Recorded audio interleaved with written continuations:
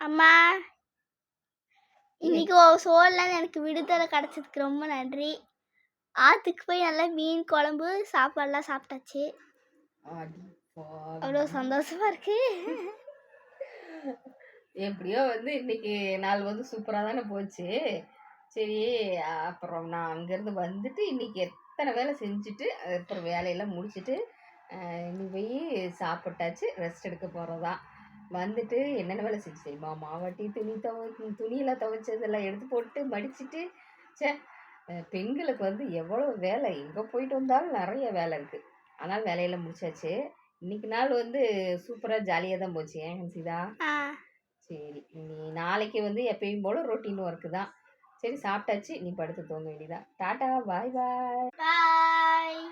சரி, டாடா, பாய் பாய். இதோட full video கமெண்ட்ல இருக்கு, பார்த்து